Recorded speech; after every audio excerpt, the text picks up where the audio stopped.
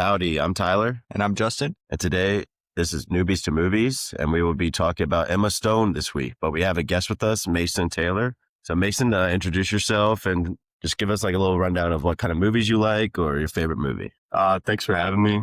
My favorite movie is definitely Inglourious Bastards. I wouldn't say I have like a favorite type of movie. It's just anything that's good, which I know is a cop out, but Yeah. yeah. I mean, Inglourious Bastards isn't a bad favorite movie though.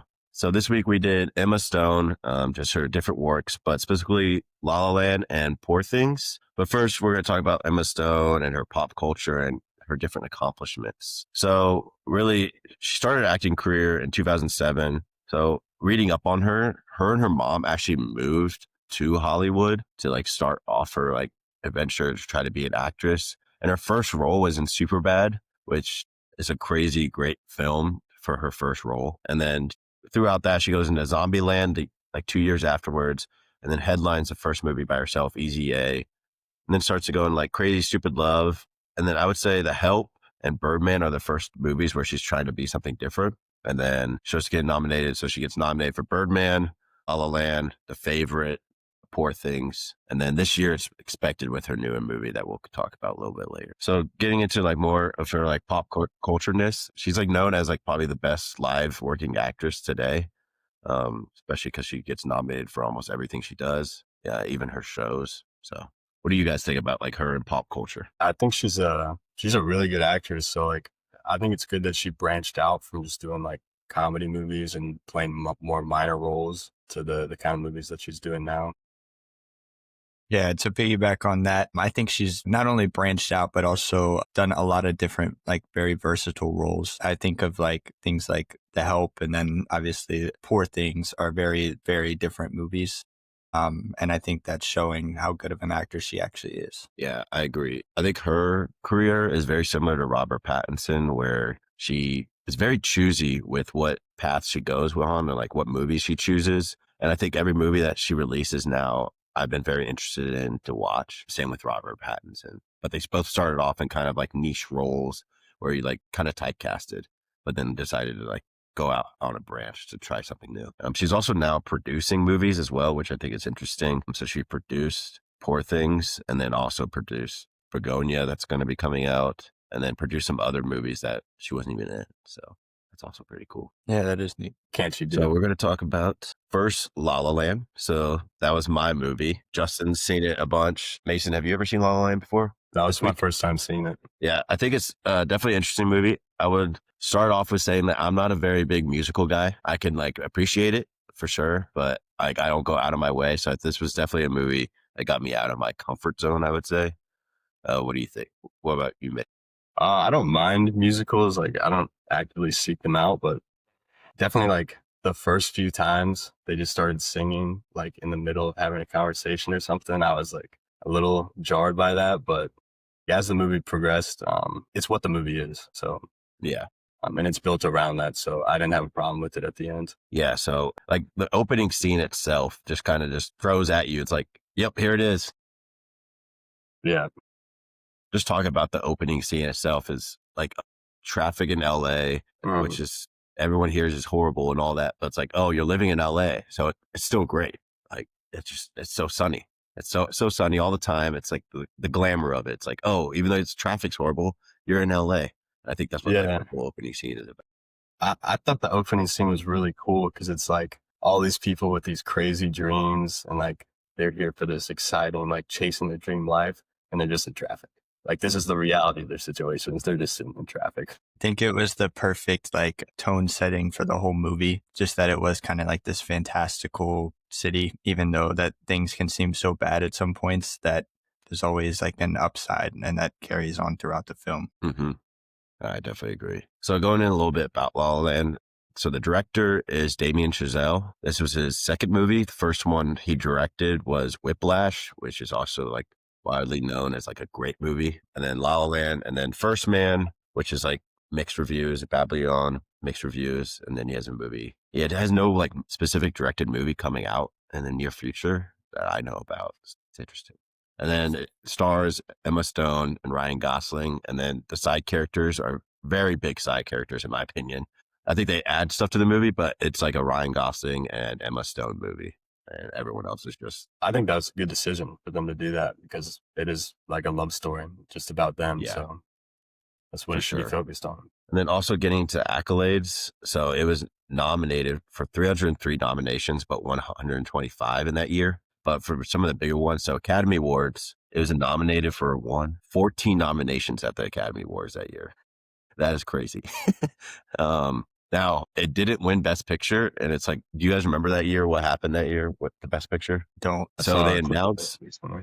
yeah, they announced La La Land as the winner, and then it was a false announcement. And then the director, Damien Chazelle, was like, "Oh, Moonlight actually won." And then they show the picture of Moonlight, like they show it to and then Moonlight won Best Picture actually. So the announcer like announced it wrong. Then they had like the whole cast on stage celebrating. Yep, it was. Yeah. Even though it was nominated for a lot, it won about half of their nominations, which is so pretty impressive itself, especially for a really stacked year, it seemed like. But that's first.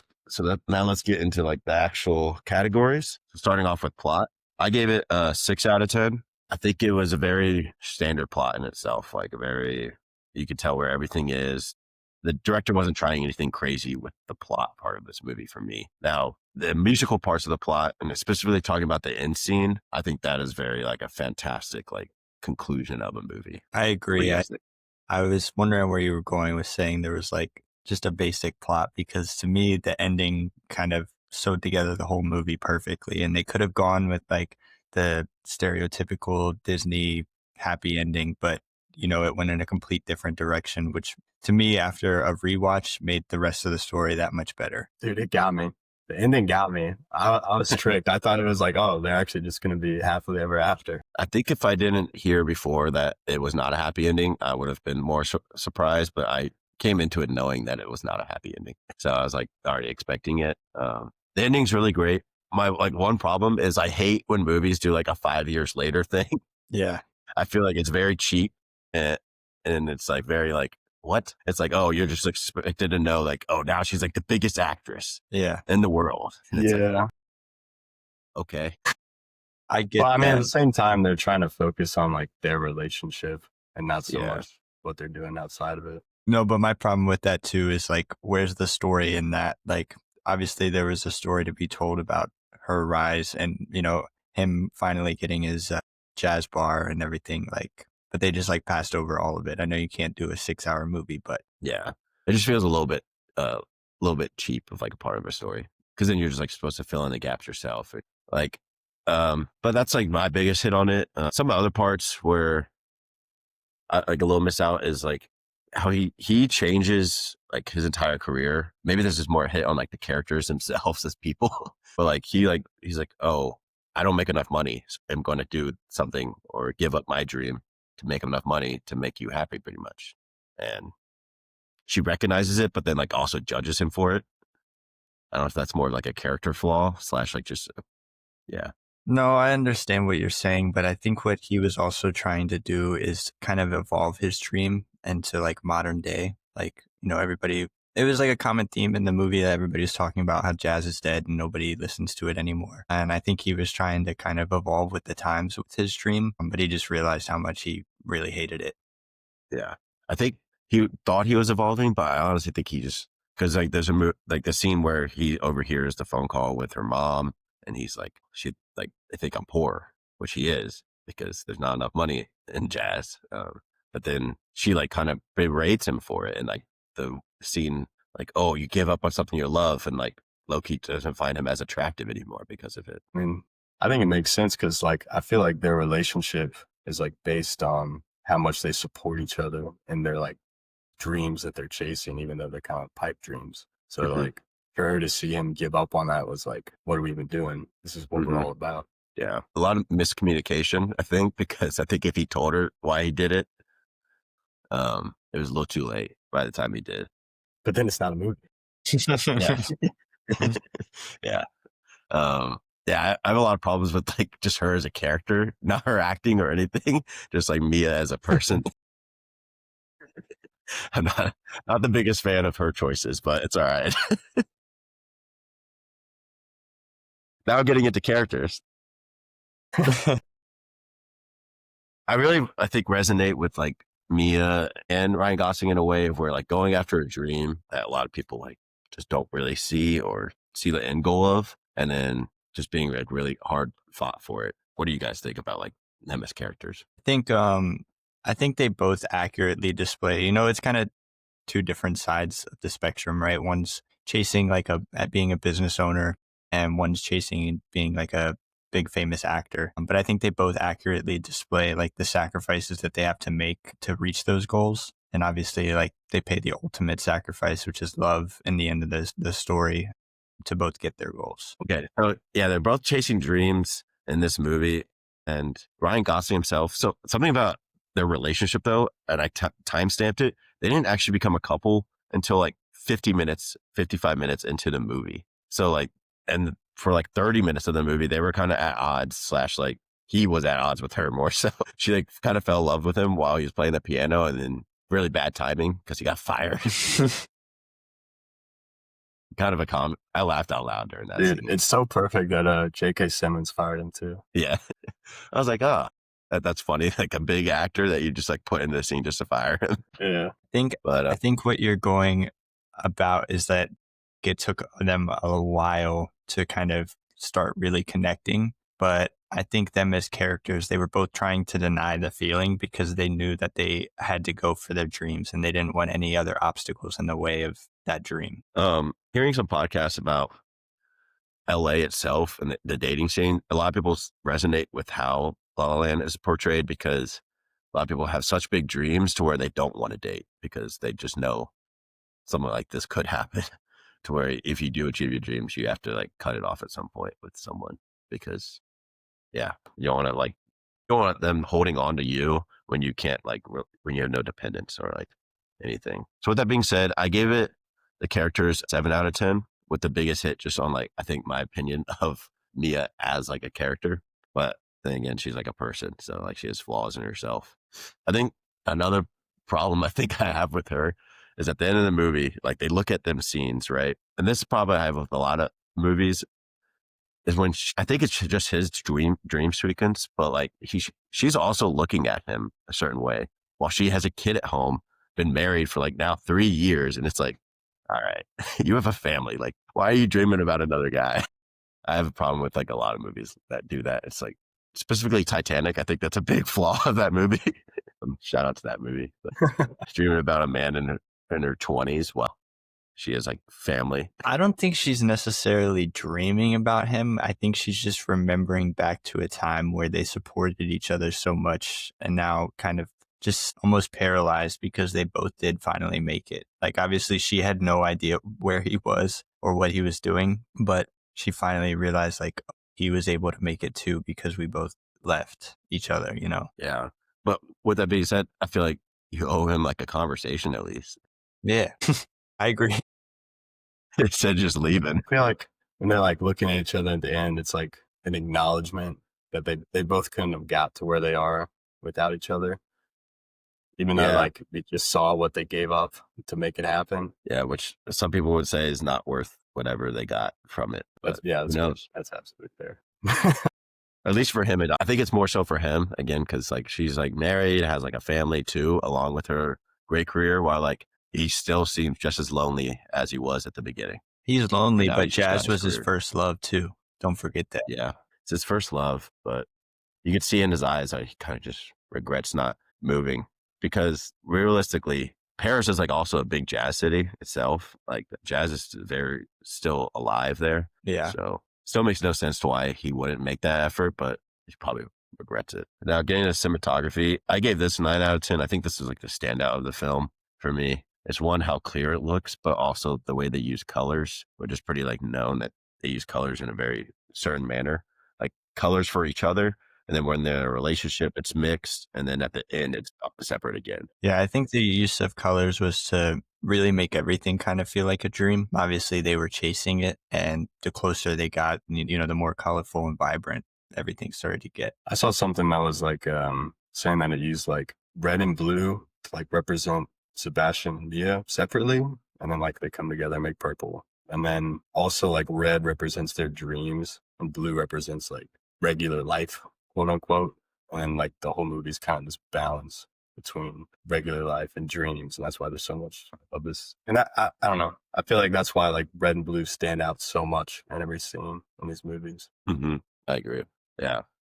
I get into dialogue. I think this is where a lot of musicals like fall down for me, just because a lot of the dialogue is infiltrated by music. Sometimes the music has nothing to do with what's going on in the moment. But with that being said, I gave it a 4 out of 10 just because I don't think it was anything special, like the dialogue itself. I think the conversation, like when he makes dinner for her scene, is like a very standout like dialogue film, but I think the rest of it is very just normal. Yeah, I think it gets overshadowed by the musical part, you know, for most of the movie, because the music is amazing in this. I don't want to get too much into it yet. However you feel about musicals, it really does. That's where most of the growth comes from in these characters, is in between songs, basically. So I think you're right. Like the dialogue's pretty basic when they are talking, just to kind of lead you to the next song. And then getting into acting itself. So I gave it an 8 out of 10 because I think both of them killed it. They both got nominated, but yeah, Emma Stone kills it. I think as much as problems I have with her as a character, I think Emma Stone like is great in this film. It really like stands out in the way where they had to like learn how to dance and sing and all that. And then she did Broadway after this for a little bit, which is like also interesting. Um, or actually, I think she did it before. I think Emma Stone did Broadway before, and then that's where they saw her doing it. What about you guys? What do you What think can't about she their do? acting? What Yeah. can't she do? What a woman. Yeah, I don't know. I thought it was good. The acting was she in both of these movies. I'll say like the way she conveys like thoughts and feelings just in her face, like without saying anything, is like I was actually really impressed by that. I don't think I've ever paid attention to someone face acting like that before, or whatever you call it. Yeah, just the overall body language, I think, is what you're getting at. Like she does a really good job at, pushing narratives. And even when it comes to, like they're singing and dancing, you can kind of tell what both of them are feeling in the moment if you're not even listening to the music.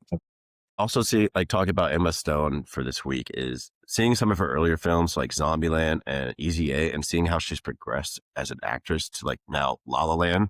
And I've seen her most recent movie with Eddington. It's like you could see this progression of like how she's becoming this like world-renowned actress that can really do anything and become any role. And I think La La Land is like a big film that shows that. And getting the sound effects slash like soundtrack, 8 out of 10.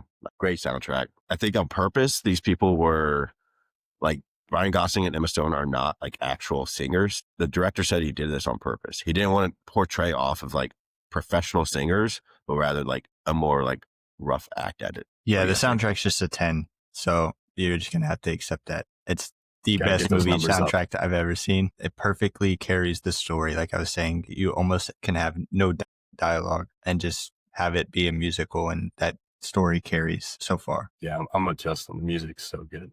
It's so good. I think the jazz parts are really good. Yeah. When I'm comparing it to like a 10 out of 10, I'm comparing it to like Hans Zimmer pop, like soundtracks, where I think those are like the elite, specifically pertaining to the movies itself. But and then getting to set design, I mean, it's set in LA, so it's pretty cool in that way. It feels like a very small movie itself as well with like the set design. I gave it a 7 out of 10. I think it's pretty good.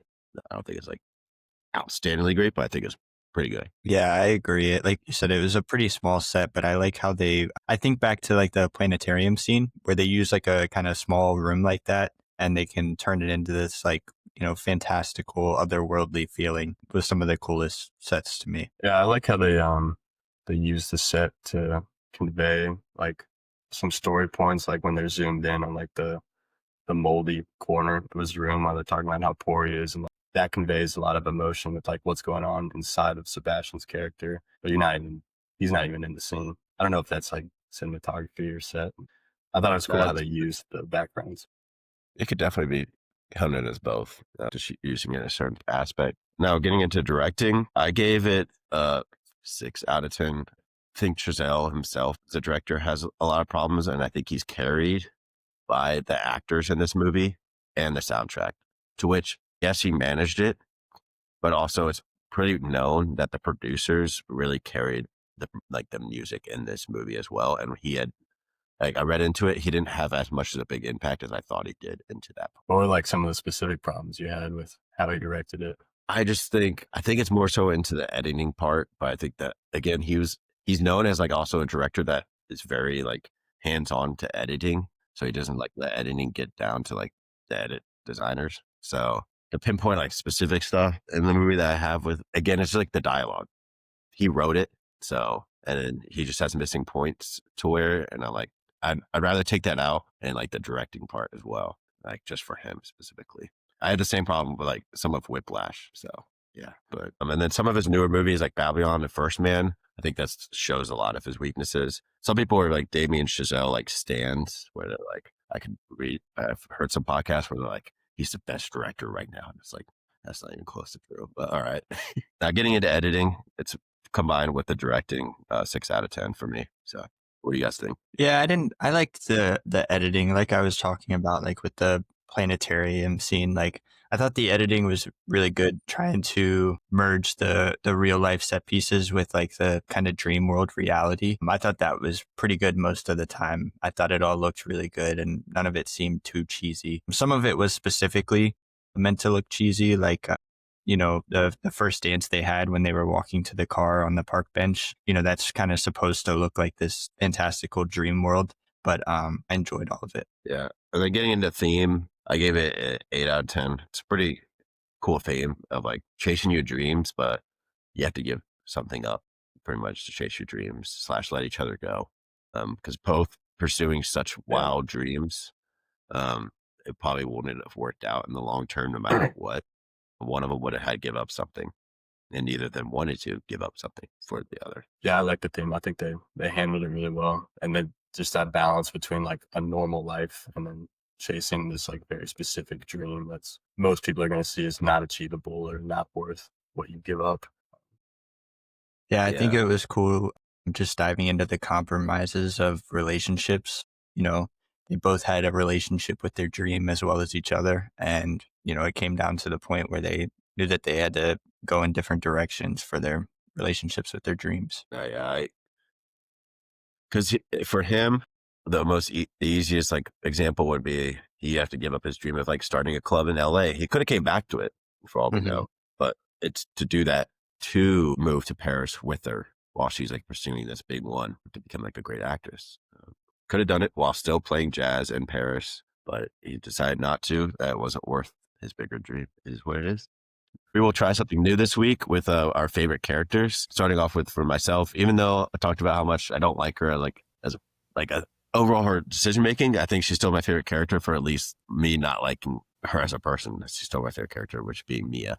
What about you, Justin? Yeah, so my favorite character in this is Seb. I think I just more closely relate to him. I enjoy music outside of movies, and I just felt like I could relate to everything he had going on. His passion of playing live music and opening up a business and all that. So I think they were both great throughout this entire film. I just kind of related closer with Seb. What about you, Mason?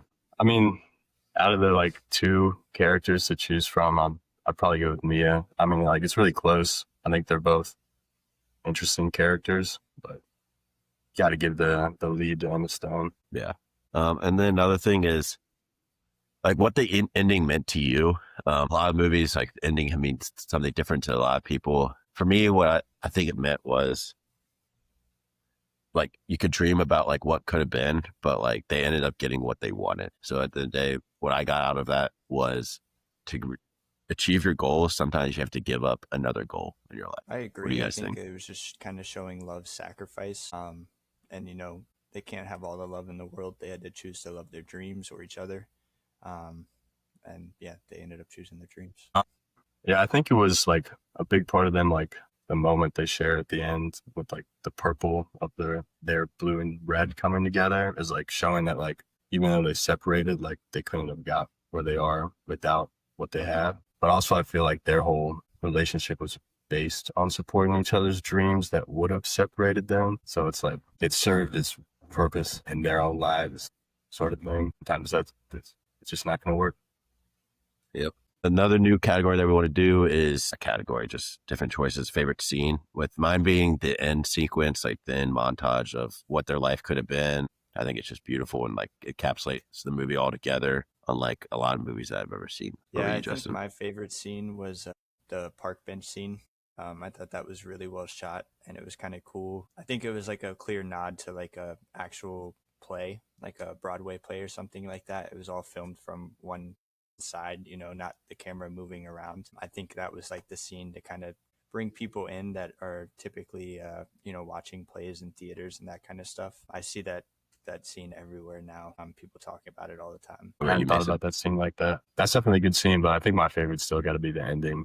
Just like the really harsh juxtaposition between like the dream that they had together and then like hard cut back to reality. So it's pretty powerful.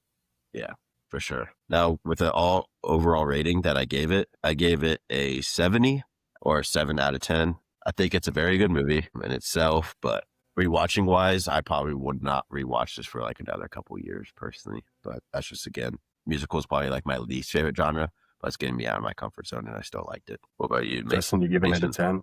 I gave it a 9.2, which I know might sound crazy high, but I've watched this movie a lot. Originally, I was only probably at like an 8, but it just keeps growing and growing on me. Every time I rewatch it, I find more subtle things, Mason, like you were kind of mentioning with the color um, and the music, the soundtrack I listen to all the time. I think it's really great. I'll give it like a probably 8.6, 8.7. I thought it was really good. I didn't think I was going to like it as much as I did. It's gas.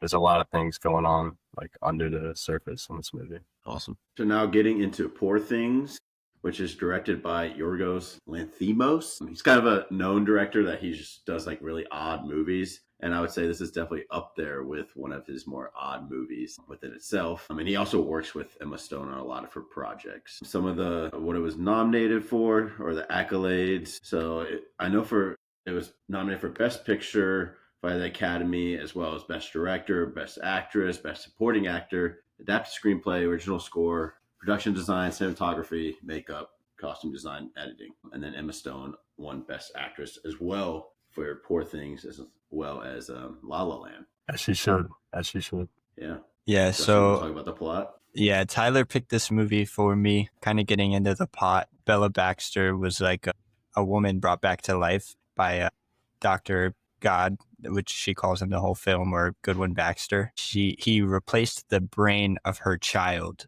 with her brain as the brain of the woman that she is. Jumped off a bridge. We're not really sure why until like later in the film, but she's basically an adult with the child of a brain for the good portion of the movie. So it kind of follows her journey of growth and development and liberation from, the people kind of holding her down. And she discovers a lot of philosophy and sexual encounters throughout the whole plot. And so overall, I gave it an 8. I thought it was a really interesting story. And I think Emma Stone portrayed all the different themes and everything like that really well. But she overall carried the plot of this movie. I think everybody would agree with that. Yeah. The plot I think was great in this movie. I think it just resembles different parts of like a person's life, just like very summed down, especially like the early days where like just so open to everything. And it answers like the question of like, what happens if you put like a baby's mind into like a grown adult's body? So I think that's very interesting. It's such a good premise for like exploring all these different like ideas of like why do we do this in society and like why is it actually like this? Yeah. Did it remind you guys at all of like Barbie when like the scene where Ryan Gosling goes like and hears about different stuff about like socialism and all that, and he's like, Yeah, they took that portion, like that 10-15 minute portion of the movie, and just made a whole movie out of it. It felt like. yeah, yeah. It's like taking a fish out of water, but yeah, reminded me a little bit about that. Yeah. All right. And to get into characters, I gave this a 7. Obviously, we have Emma Stone playing Bella Baxter. I think she really, was the main character of this movie and all 3 acts. And then we also have Dr. Goodwin Baxter, played by Willem Dafoe. I thought he was a really interesting character, especially in the beginning of the film, kind of leading to the telling of Bella's origination, I guess you could say. But after that, I kind of felt like all the other characters were a little bit lackluster. Did you guys have any characters that stood out? I think Duncan Wedderburn, played by Mark Ruffalo, stood out to me just because Mark Ruffalo himself plays very similar characters, I think, in most of the movies I've seen with him. And this movie really stands out for where like he plays a very unlikable guy. Yeah. He's so despicable that you hate him the whole movie. Yeah, because he Yeah. uses her at the beginning, but then like once he, I guess, falls in love, or more so, she's like I don't need you. His selfishness and narcissistic way, it's like thinks no, your whole life is supposed to be around me. I think he's supposed to like represent like egotistical behavior in people, Yeah, because it's just that his ego gets shattered when she doesn't want him anymore. I agree for sure. I think one of my favorite parts was when she just gives the money away, like their entire savings. And the two guys are like, yeah, we'll give this to them for sure. She's like, I gave it to very nice men. He's like, what? And then to get into cinematography, I gave it a 9. I thought that the change in shading in the beginning, it was in black and white. I read something about the director talking about how that was a just like a nod to kids not being able to see color at a young age. Specifically, I think it was like 4 or 5 months after they're born. So that's I kind of didn't know why that. he did it. It's crazy. And then as well as I picked up on this, I didn't read anything on this, but when she's really young and she's like walking around the city for the first time and stuff, all the rail cars and buildings looked super futuristic. But then like later on in the movie, it was like normal cars and stuff, like rail cars and stuff like that. I think it was just to show like kids, when we were younger too, everything around us is so much more advanced than it actually is because we just can't grasp it. Yeah. I was going to speak to that, how every time she does something new, it becomes more, or like, it's like grand. It looks very grand. And then more time that she is within that certain part of the story, the more normalized it becomes. Like, for example, when she's first on like the ship, you can see how great it looks. And then by the end, it looks like a very normal coasting ship compared to what she first saw with it, which I thought was very interesting. And also seeing her develop through her time. So yeah, I thought there were some beautiful shots that were just like not normal looking at all. And I was like, holy crap, this is cool. Yeah. And it was kind of throwing me off at the beginning because I was like, what time period is this in? Like, I don't know where. I thought maybe it was just like a period piece with like some futurism involved. And then over time, I started understanding it. I thought that was a really neat way to tell kind of growth in Bella as a character. Yeah, I don't think it's supposed to be like a certain time. It's just like supposed to be such a contained story. Yeah. With real life places, but more so just through her view. Yeah. And then to get into dialogue, I gave it a 7. I think everybody was great, but please do not allow Mark Ruffalo to play a British person anymore. It just sounds like constipated Mark Ruffalo, like 95% of the time. And I don't know what he's trying to say. I had to turn on subtitles when he was yelling. Anyway, my favorite quote was from, I think her name was Sweeney, the lady running the prostitution ring. Yeah. She said, we must work, we must make money, but more than that, Bella, we must experience everything, not just the good, but denigration, horror, sadness. This makes us whole, Bella. It makes us people of substance, not flighty, untouched children. Then we know the world, and when we know the world is ours. And that was from Sweeney to Bella. Sorry, that was kind of a really long quote, but I don't know what you guys thought. There's some like actually like really good deep lines in the movie, even though it's like more of a comedy most of the time. But that's a really good line. Yeah, I think it was pretty well done in this, especially like the beginning it was very comedic at the beginning with her lines, and then also where it develops to where she can have way more complex conversations, and then like how each character was like coming off with their own. I was surprised a little bit by Mark Ruffalo being nominated for an Oscar for this, because I also was like, what kind of British accent is that? I was like, all right. I read this thing about, I guess they like played a prank on him on this set because he felt like he wasn't like cut out for the role. And he kept making jokes because Oscar Isaac was filming like a few lots down, and he kept saying like he was going to get fired and they were going to bring in Oscar Isaac to replace him. And then so I guess Willem Dafoe brought in Oscar Isaac to sit in his trailer when he came in with him and act like he got fired. It's like, dang, that's really messed up. That's funny. Go ahead. Yeah, I think he did really well, like acting in some parts, but then in some parts you could see like, I don't think it's been like one of his strongest performances, but hey. Yeah. For me, it was specifically the accent. I'm not like bashing Ruffalo. The accent sucked. Yeah. For set design, I gave it an 8. I said it, it was really surreal and fantastical, like we talked about. But then over time, it kind of became like a more modernized set. I thought that was such an interesting way to go around it, just telling growth from another perspective rather than just, Bella's actions. And then kind of getting into that acting, obviously it's a really bold movie, so there's a lot going on, but I think Emma Stone really took the cake in this one. If you weren't a fan of La La Land, I think you would really enjoy this movie of her. I think it's like a complete 180 kind of role. Yeah. And she does a great I thought job on, sorry, you go ahead, Tyler. I think the set design, Yorgos himself said that like a lot of it was practical. Like the CGI was really only used for backgrounds and even that very limited. So I think the practicality of the sets itself is amazing in itself. And I'm pretty sure, yeah, it won best costume design as well and production design at the Academy that year because it was all practical. So I think that was like a highlight of the movie for me. Go ahead, Mason. I thought the sets were awesome. I would give it like a 9 just because there's so much storytelling and like so much like communicated to the audience just through the set design and like what's going on. Like even when she's wandering through the city at first, it's like these winding hallways and going in and out of stairs, like visual metaphor for like going out on her own in life and it being confusing and going the wrong way. I really like the set and how they used it in this movie. And then to get into directing, I gave it an 8. I thought it was a little mispaced at sometimes. Like I felt like the middle act kind of dragged, especially compared to the beginning and ending, specifically when she was out with Mark Ruffalo's character, Duncan. It just felt like it kind of dragged on their relationship forever and ever, which maybe if I wasn't so distracted by his accent all the time, I might have not, held me back in that sense. But I don't know. What did you guys think?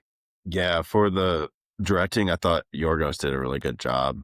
I haven't seen many of his movies, but I think overall, like, and reading more into how he's not a very controlling director in itself, and he kind of lets all the actors and actresses do like what their thing and like really like a lot of feedback, which I really like in a director to do that. And all of them have been pretty outspoken about how open he is during the filming process. And then for the soundtrack, I gave it a 7. I think it was just fine. I think it used that high pinging sound a lot. That was very interesting. It kept it simple, but it kept it the same all the way through, which was cool to me. I love when movies do that. It helped, bring out the surroundings and build tension effectively. Yeah, I like how subdued the soundtrack was for like stuff in the movie. Well, this was going on during the movie. I didn't notice that it was part of the movie, and I was like, "What is going on?" I was like, maybe because I had it cranked up a little too loud by like opening my window, and I was like, "Is somebody like playing like an instrument outside my house?" So the soundtrack's definitely interesting in a good way. Yeah, I just like how it was kind of just little noises like that just kind of build onto the tension and just added a little bit to like the main part of the movie, which is the dialogue. And then except for like big emotional moments, then it was like huge and like overpowering. So I thought the soundtrack was smart to do that. Yeah, I agree. And then for the theme, I gave it a 9. I texted Mason this directly after me watching this, actually in the middle of me watching this. I felt like this movie was like a metaphor for like humans need to understand the world around them. And like through the chaos, we're constantly digging, trying to understand what's going on. And I don't think there is much meaning to it, but that's just kind of how our brains are, wired, is to find meaning in everything. And then obviously we had themes of like self-discovery and personal growth, obviously the sexual liberation of women as well. And then just the societal norms and trying to understand that. Yeah, I think that's definitely a big part of it. I think another big part of it is just, I think part of this movie is like just a satire and like poking holes and sort of the things that we built in our society is like capitalism, socialism, like it's showing you the ups and downs of all these different things that exist in our world and like how they kind of clash with our like baseline instinctual human nature versus like what we've kind of built. And yeah, I thought that was really cool. Yeah, I think the whole theme of it was very interesting. And also like she becomes a very direct person like throughout her time, which a lot of people are like, oh, why would you say that? You can't say that. And then it's like, I don't know, in a fancy world like that, she doesn't understand better and she doesn't want to really understand better. And she doesn't get why people need to talk around how they feel or want to say. Yeah, I agree. And then for editing, I gave it a 7. I think it effectively used editing just to, build up the tension, everything like that. But again, nothing specifically stood out besides that initial, color change. And then towards the end, I did notice it become less vibrant, just a little more dull in the coloring. But after that beginning scene and the beginning act and then heading into the second act, nothing stood out in particular. So yeah, I think the editing, there's nothing crazy great about it, but nothing bad. So I think it's slightly above average. And then for the overall score, Poor Things came out to a 7.7 out of 10 or a 77 overall. Yeah, I really enjoyed this movie. It was kind of a pleasant surprise. I knew going into it that there was a lot of mixed opinions on the ideas and,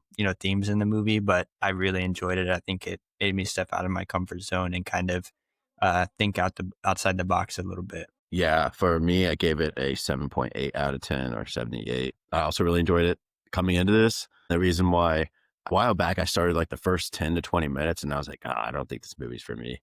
This time I stuck through it. And then I was really glad by then. I was like, oh, okay, that was actually really good. And I was glad that I ended up watching it all through because I very much enjoyed it. I think I would give it like a 85 or 85. I really liked it. It's just, like the dialogue and the humor was like right up my alley. And it's the way, like how unique the movie is in so many different ways. It's super engaging. Full disclaimer, do not watch this around your parents though. Or your kids. Absolutely. Yeah, or you're not. Watch this around any relatives, honestly. Anybody that you love, just. Okay, let's do a favorite character. Who's your guys' favorite character? My favorite character was say it at the same time. I feel like ours is all gonna probably be the same. I would be surprised if not. It's not. It's Bella not. Baxter. Oh, mine was God. Mine was Harry. Really? Interesting. Harry was the African American gentleman on the boat. I know he wasn't in it that long, but I thought like having a character that was like completely against Bella's blind optimism was so interesting because you needed somebody to challenge that at that point in the movie, because to that point she got away with everything that she had wanted to do. And so it was really only like 10-15 minutes of him being in the movie and there in the middle, but I thought it was such an interesting choice to really hard counter her blind optimism. Yeah, shout out to Jared Carmichael just popping up, a comedian just out of nowhere. I was like, what? Yeah, mine was Bella Baxter. It was pretty easy for me. She's like the main person, but also Emma Stone. It was crazy, which we'll talk about towards the end of what I think of overall her performance. But yeah. Yeah, don't get me wrong. She was really great. I was just, trying to think outside the box here. But I did love that point in the movie. Yeah. And Mason, why is it God or William Dafoe's character? One, I like that they're just so on the nose about calling him God. Like he represents like the Father and God. It's like, yeah, just call it out. And then I like how like they clearly spent so much time like giving him a fleshed out backstory, even though they don't like fully go into it. So it was just like you always learn something new about him, and it added to Bella's story, learning about like his story. So I'm glad they like spend the time to like flesh out his character that much, even though he's more of a minor role. One thing about him I specifically picked up on is obviously like his father did all that stuff to him. And so as humans, we learn from our past, right? And so like I was so conflicted on his character because he would learn things, right? Like he'd learn to be like somewhat humane, but then like he was still doing it. Yeah. And so it's like, well, as humans, I guess we just learn what we want to learn from our past, and then we just evade everything else that we don't want to learn from. I think there was also some commentary of like you kind of become your parents in some ways, especially in how like Bella was like so scientific about everything. I agree. No, yeah, for sure. It's a shame that William Dafoe hasn't won an Oscar, honestly, but that's crazy. That's all he's been. Yeah. And then what did the ending mean to you? For me, it was like kind of like a vengeance thing, but also like she's surrounded by people that understand her and also were like very honest to her throughout their life and just like to her as a person, even though candles like lied to her at the beginning, he still like actually cared so much about her, and that's why he did it. While like the others did not do that. And then I thought it was hilarious putting the goat brain the officers and then just having him eat grass. To me, I truly thought that was like her way of sparing him from like his own misery. That's a good way to look at it. Yeah. I hadn't thought about that. Because that's all she would do, is that's how she would spare him. That's how she was raised. Yeah. I thought you have to edit this part out, Justin. I just lost my train of thought completely. You're good. Dang it, I just had something. All right. We might have to just pawn on that. Okay. You're good. Now getting into like, and then what was you guys' favorite scene? So my favorite scene was, I think the sequence between like her dancing. So like right when like Ruffalo's like starting to get more and more like jealous of her before the ship, and then her dancing scene, I think it's one shot beautifully, but also seeing her tug between, and she's like noticing, she's like, I want to do this. And you told me that we were going to do this, but now he's like, no, I want to control you. And it's like actually shown through dances, and it's also chaotic. I really like that scene. That's a great scene. Go ahead, Mason. My favorite scene was like right after the cynic shows her like all the death and everything, and she's like freaking out, trying to throw herself off the cliff. And it's like the scene is literally like a crumbling castle. Like she was in this castle of ignorance and like bliss, and it's shattered, and she's on a shattered castle. Like it's very on the nose with like the metaphor of the scenery. And it's just well shot, and the music's great, and it's a powerful moment. Yeah, I was gonna say that specific scene as well. Not really. Same thing. I mean, along the lines of what you were saying, obviously, but just to finally have somebody like, I already kind of talked about it, like her blind arrogance with everything. Somebody finally like countered that, and she had to like come to a realization real quick, like her actions have consequences, and same goes with everybody in the world. So she's got to like learn fast. Yeah, for sure. Okay, now what we are going to transition to is each of us are going to rank our top 5 performances of Emma Stone throughout her career, or like what movies we have seen personally.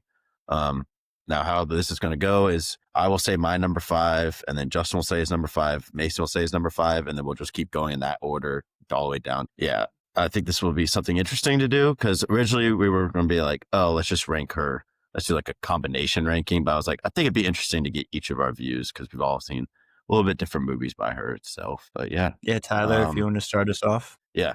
So with my number 5, I am going to go with Crazy Stupid Love. Have either of you seen this movie? I haven't yet. So it's a rom-com. It has Julianne Moore, Steve Carell, Ryan Gosling, and Emma Stone. So this is like Ryan Gosling and Emma Stone's movie before La La Land, where a lot of people, or the director himself, said that he saw like the chemistry between them, and that's what really made him choose them for La La Land as well. It's a really fun movie itself. How it works is like Ryan Gosling's character is kind of like a player, and he just plays around, while Emma Stone's character is with like a kind of a loser boyfriend, but he like goes to Stanford, or a really good college. But then she's expecting a proposal after 3 years. He doesn't propose. She breaks up with him, and then like runs in the rain to Ryan Gosling's house and just says like, have sex with me. And he's like, okay. And it's really funny. But then they don't actually end up having sex that night. It's like they end up just talking the whole night. And then like they do like the dirty dancing scene where like she jumps up and all that. But she's really great in it. One of her earlier like mid roles before she started doing really serious movies. Gotcha. Go ahead, Mason. So I know my title says Emma Stone Connoisseur, but I realized before this that I've only seen 5 movies with Emma Stone in it. So number 5, I'm just going to have to go with Superbad. What I can say about her performance in this movie is that she is in this movie. That's a good take. You know, that's like her first movie. I did not know that, but that makes sense. Cause yeah, crazy good role. Yeah, not a huge role, but like a crazy first movie to be in. Like, yeah, it's a really hit. Movie. Yeah. For my number 5, I'm going to go with The Amazing Spider-Man 2, specifically 2. I think that she's a good Gwen Stacy for that whole series, but specifically remarking her valedictorian speech. I thought that was an amazing scene in that movie. A lot of people hate that movie. I enjoy it, but that was a really good scene where she's kind of talking, and it's, getting Peter to like kind of go back to being Spider-Man again. Yeah. for sure. That's my number 4, Amazing Spider-Man 2. There we go. Mainly because the first one, she isn't as big of a part of the movie itself. And number 2, she kind of shines more. And to this day, even with the most recent Spider-Man movie having or not the second most recent, no, the most recent Spider-Man movie having a shout out to the scene of her dying and all of that. So I think herself as a character is very renowned. Mason, your 4? What's your number 4? My number 4 is just gonna have to be Zombieland. I don't think she was crazy in that movie, but I didn't think she was bad. I'm just gonna have to go with that just because those are the only 5 movies I got right now. The other 3, I actually have some more to say. So at least Zombieland. Yeah, no, Zombieland's a classic. I enjoyed that movie a lot growing up, and she's in that a lot more than Superbad for sure. Yeah.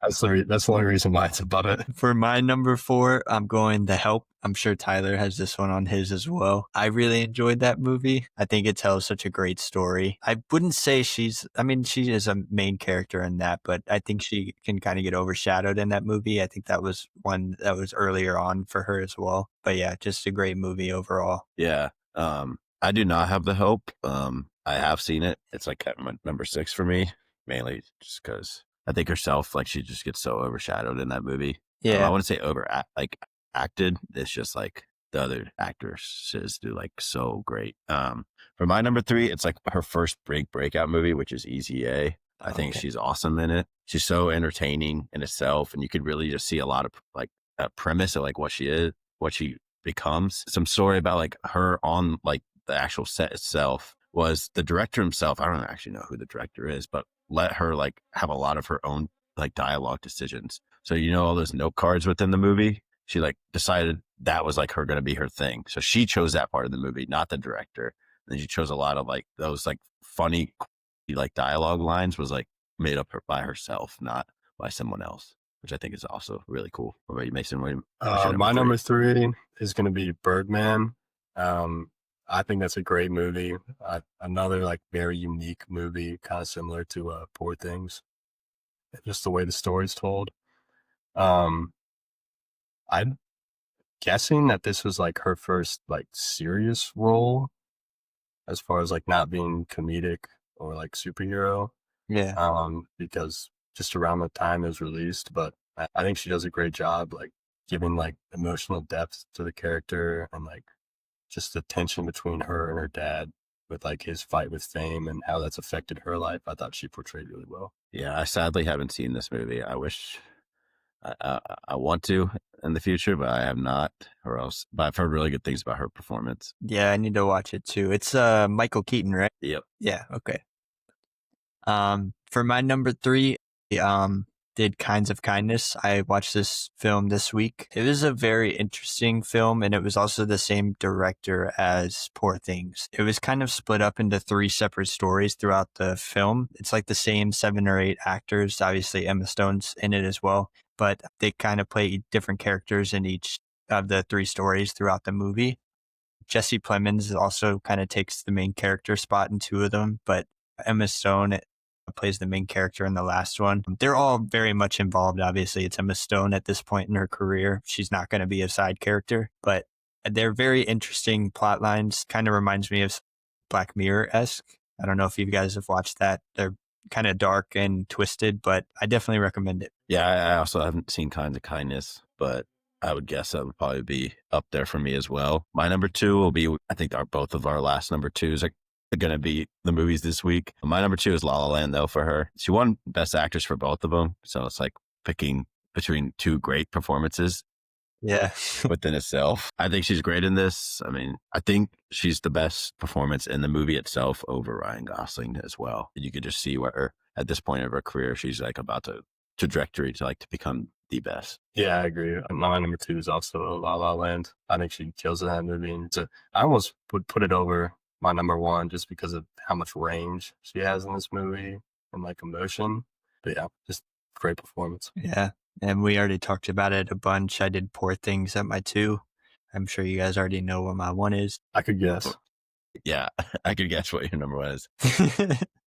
My number 1 is Poor Things for a lot of reasons, but the main one being you could see how she's just trying something totally different with her career at this point. Really going off the rails to be Where with La La Land, you could see more of like a linear increase, like trending of like what she became in La La Land. With this movie, it just seems like a big risk for her, where she didn't Yeah. really need to take it, and she knocks it out of the park. Like absolutely, It's her so good.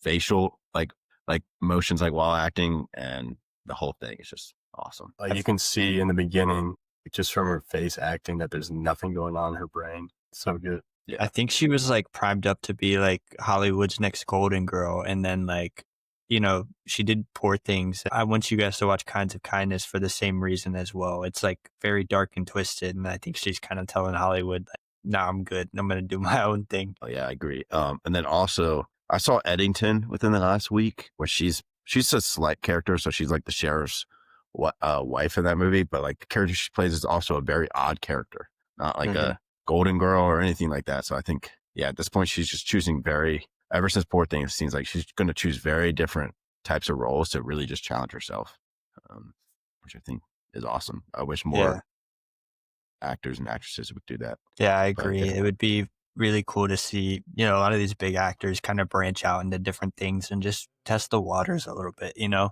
you're going to have your bad movies, but I think she's like now finding her niche and she's really fitting into it well. Yeah. And that's how like a movie like Poor Things can even do well, because if that main character wasn't her doing such a good performance, then we would stink. Mm-hmm.